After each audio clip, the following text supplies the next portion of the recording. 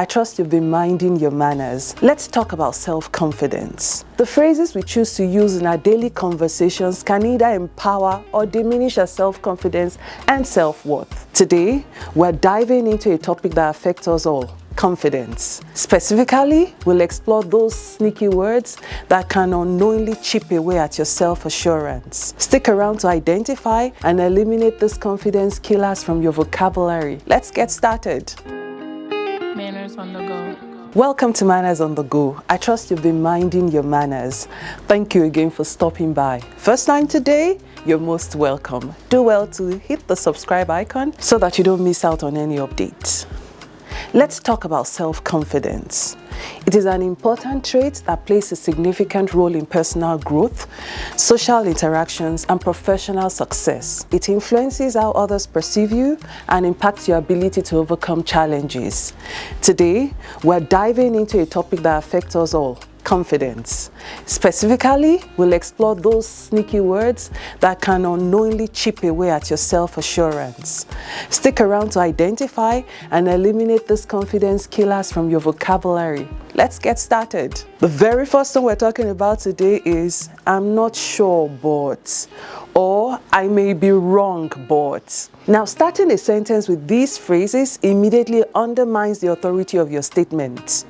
Expressing uncertainty before even presenting your thoughts or opinions can make others question your credibility. Instead, eliminate the preface and confidently assert your ideas, using phrases like "I believe," or "from my perspective," or "to the best of my knowledge," to convey confidence in your viewpoints. Do you know other phrases we could say instead of "I'm not sure" or "I may be wrong"? Please do well to share in the comments.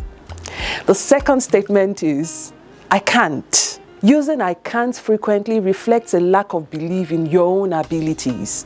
It suggests you have already given up before even attempting something. Replace it with phrases like "I will try," or "I will give it my best shot," or "I'm working on it." Adopting a more positive mindset and indicating a willingness to learn or improve demonstrates resilience and self-assurance. Before we move on, I've dropped the link to a video I made a while back about things you shouldn't say at work, things that can ruin your professional reputation. Please do well to watch it. Now, the third one we're going to talk about today is saying "I'm sorry" excessively. Apologizing excessively or unnecessarily for things outside your control or for expressing your opinions can erode your self-confidence. While politeness is important, you should learn how to assert yourself without the need to constantly apologize, and watch your self-assurance soar. Save apologies for situations where you have genuinely made a mistake or harmed someone, and seek to communicate assertively without excessive apologies. Number 4. This might be a stupid question, but... Now, prefacing a question with self-depreciation can undermine the perceived value of your inquiry. Belittling your thoughts before even sharing them suggests a lack of confidence in your intellectual capabilities. Instead, approach questions with enthusiasm and curiosity, fostering an environment of open and respectful communication. The fifth one we're going to talk about is "I'm not good at this." Guilty? Yes, I am. I bet I've caught myself saying this a few times before.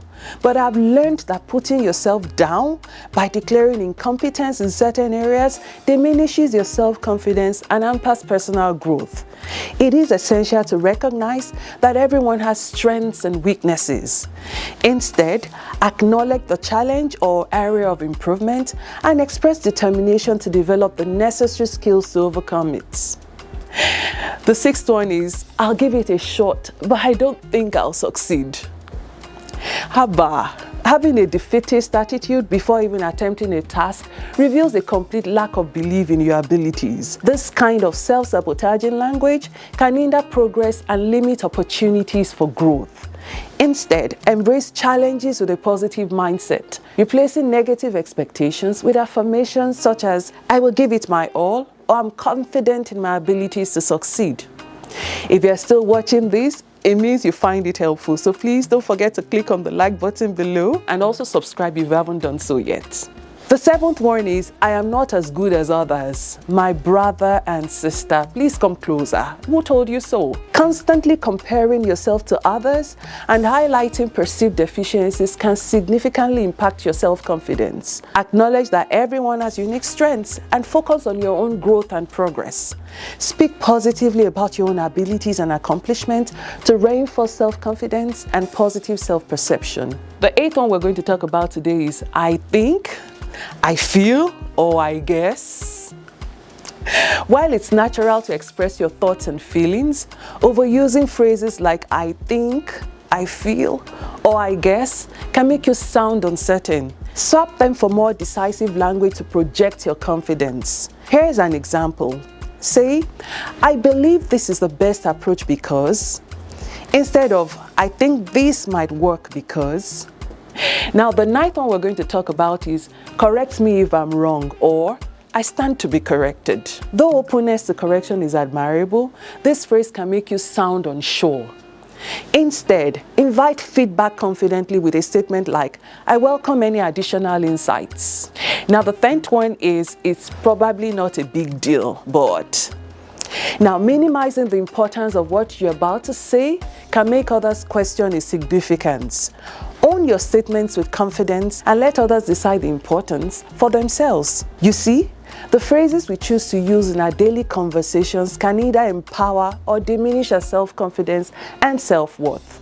When we recognize and deliberately avoid expressions that undermine our beliefs in ourselves, then we can foster a stronger sense of self-assurance.